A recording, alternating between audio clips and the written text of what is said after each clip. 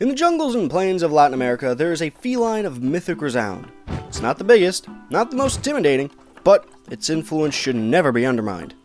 This is, of course, the ocelot. Hello and welcome to episode 106 of the Planet Zoo Experience, and today we head back to the homeland, or, well, at least back to this hemisphere. The ocelot is a small cat species weighing roughly 35 pounds, making it the second largest cat in South America, behind the cougar. Now, this feisty feline can be found as far north as West Texas to the northern parts of Argentina, and usually sticks to the areas with lush foliage, but has been seen prowling deserts on occasion. Evolutionarily speaking, the ocelot is an old species.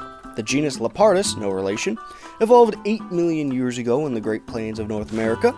Interestingly, it probably was following the same path of the serval of Africa, but they started moving south, eventually spreading all throughout the Gulf, as even some fossils were found as far east as Florida. They would eventually cross in South America during the Great American Interchange 2 to 3 million years ago, and the ocelot we know today would eventually take its form 1 to 2.5 million years ago when it split from their closest relative, the margay. When it comes to culture, the native peoples of Mesoamerica revered the animal almost as much as the jaguar. Both the Aztecs and the Maya had a belief that the ocelot was a being capable of traveling between the land of the living and the realm of the dead.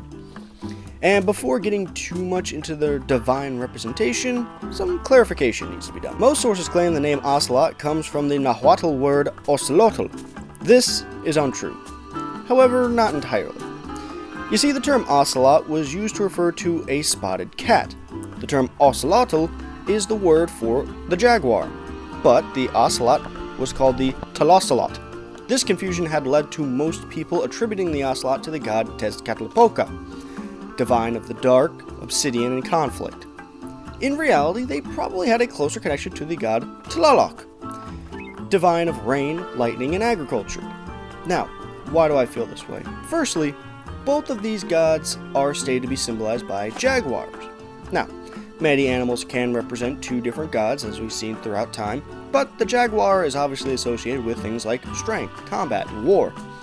That doesn't really sound like a fit for the Lifebringer, but definitely for the god of darkness and the literal material Aztec weaponry is made out of. Not to mention, as we've seen, the Aztec had a name for both of these animals.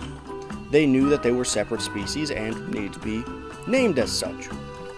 Seeing how the name of Tlaloc is in the Nahuatl name for the ocelot, it just makes sense to me. Now, I am no theologist, nor am I really educated in the linguistic aspects of Aztec culture, but as a nerd, and perhaps I'm making a foolish mistake in saying this, I think that it is important to bring this up to try to straighten out some confusion. Or maybe I've just had more. Who knows? In addition to the Aztec, other cultures had much to say about the animal. For instance, the Moche people of Peru held the ocelot close to their faith, symbolizing it as a supernatural animal often depicted in metalwork, pottery, and ritualistic costume. When looking into modern culture, the ocelot has been used across the New World as a symbol of conservation and exoticism.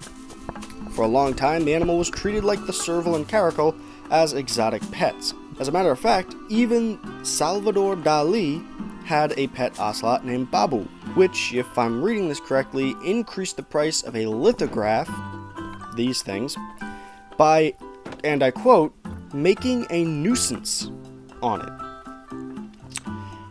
which raised its price by 50% for its connection to Salvador Dali. I think we all know what that means. But before you get all excited about the idea of having your own pet ocelot, let me make this clear. This is not Minecraft. You cannot just give a fish to an ocelot and have a friend for life. This is still a wild animal capable of biting clean through your hand, and it is also known to not really play well with others. There is a saying in their native range known as the ocelot effect.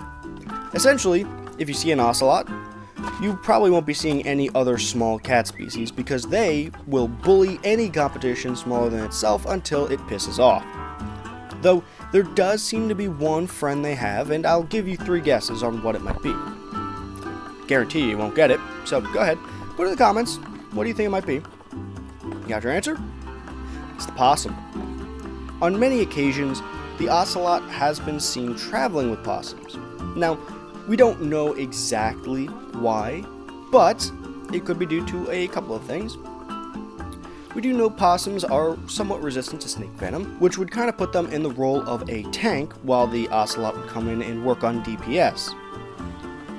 Or it could be that the scent of the possum, being as strong as it is, covers up that of the ocelot, giving it a little bit more camouflage, and in return, the possum gets one of the strongest animals of its weight class as a bodyguard. Now, either way, the possum is noted to be specifically attracted to ocelot urine, even more so than pretty much any other. So obviously, evolutionarily speaking, something is working in this relationship. And with that feel-good end, I think it's a good place to wrap this up for today. So, hope you learned a little something about the ocelot. I hope you enjoyed the video. If there's anything you'd like to add, feel free to do so in the comment section. And, yeah. Until next time, go outside, touch grass, hug your loved ones, drink water, and bye-bye.